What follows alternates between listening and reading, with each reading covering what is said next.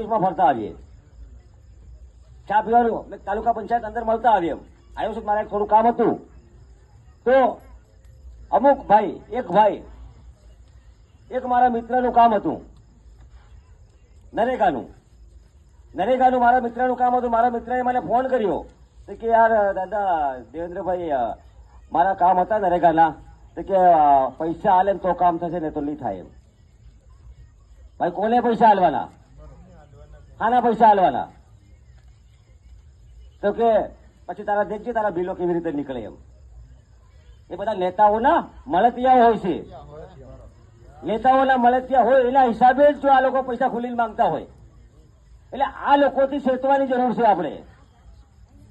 કોઈ તાલુકા પંચાયત, જિલ્લા પંચાયત, નરેગામાં કોઈ પણ પૈસા માંગે મારો સંપર્ક કરો. કોઈ કચેરીમાં આપણા પાસે એક રૂપિયો માંગવામાં આવતો નથી. તો આ લોકો આપણા પાસે પૈસા આના માંગે. ઝુંપડપટ્ટુ એમ કે આટલા હાલવા પડે આ સાહેબને, બોર કરવાનો આટલા હાલવા પડે આ સાહેબને, હેડપંપ કરવાનો આ પૈસા આટલા હાલવા પડે આ સાહેબને. માની લો તમારી પાસે જો પૈસા જ હોય તો તમે જાતે બોર નહીં કરાવી દો. 2500 રૂપિયા કોણ માંગે છે? પૈસા માંગે છે એને કો ખુલીને, પૈસા માંગે એને કો કે 2500 રૂપિયા તું માંગે, 2500 રૂપિયા હું આલ્યો પણ તું મને એને પહોંચાડ દે. કોઈના પાસે પૈસા નહીં માંગતું. આજે નરેગાના કામો જે ચાલે નરેગાના અંદર, મેં તો એવું સાંભળ્યું કે 5 લાખનો એક પાળો હોય ને તો 35,000 ટકાવારી, 5 લાખનો પાળો હોય. તો જયારે મારા જ ગામના અંદર સાંસદ શ્રી જસવંત ભાભોર, એ વખતે સાંસદ હતા, હવે મારા હરીફ છે, હમણાં સાંસદ નહીં કહેવાય, હું પણ ઉમેદવાર છું અને એ ઉમેદવાર બધા હરકા.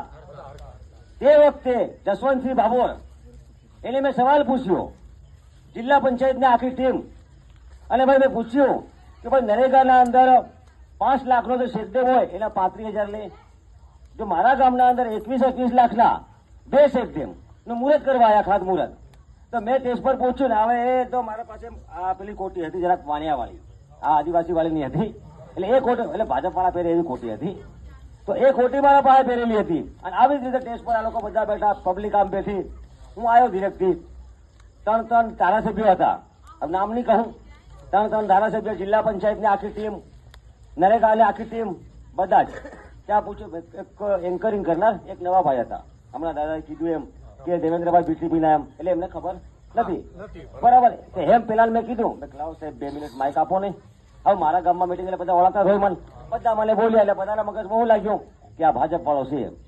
એટલે ભૂલમાં મને માઇક આલ દીધું, મને માઇક આલ્યું. તો એ કહે છે પ્રકૃતિ મિત્ર મંડળ આપણા લોકલાડીલા સાંસદ શ્રી જસવંતસિંહ ભાભોર સાહેબનું સ્વાગત કરશે એમ કીધું. ને હું પહોંચી ગયો, મેં કીધું માઇક માઇક આલો ને, તો મને માઇક આલે પેલા સ્વાગત કરવા ઉભા. મેં પૂછ્યું આપણા લોકલાડીલા આમ તરીકે ઇજ્જતથી બોલવું પડે કે હવે આપણા ગામમાં આવ્યો એટલે વિરોધ તો નહીં કરાય, એટલે ઇજ્જતથી થોડીક ઇજ્જત આલી પહેલી. પછી પૂછ્યું મેં, તમે જનતાના પ્રતિનિધિ છો, તમે કહો છો કે સરકારી અધિકારીને અમે કહીએ છીએ કે આ ટકાવારી કોણ માંગે, નરેગાના અધિકારીને કે આ ટકાવારી કોણ માંગે એમ પૂછ્યું અમે. તો એમ કે કોણ માંગે? તો એ લોકો કહે છે કે ઉપલા અધિકારી. એમણે પૂછ્યું ભાઈ ઉપલા અધિકારી, અહીંયા બધા અધિકારી ઉપર બેઠા છે અને આપણો સાંસદ છે એ પણ ઉપર બેઠો છે, એ જનતાનો પ્રતિનિધિ કહેવાય. તો સવાલ કોને પૂછીએ? આજે તમે મને જીતાડીને લાવો, સવાલ તમે મને પૂછો કે અધિકારીને થોડી પૂછવા જાઓ? અને અધિકારી પૂછે, અધિકારી કે ઉપલા અધિકારી, બધાથી મોટો અધિકારી તું બેઠો છે ભાઈ, તે મને આ જવાબ એનો હાલો કરે. તો કે તારું કામ થઈ જાય છે ને. મારા કામનો સવાલ નથી,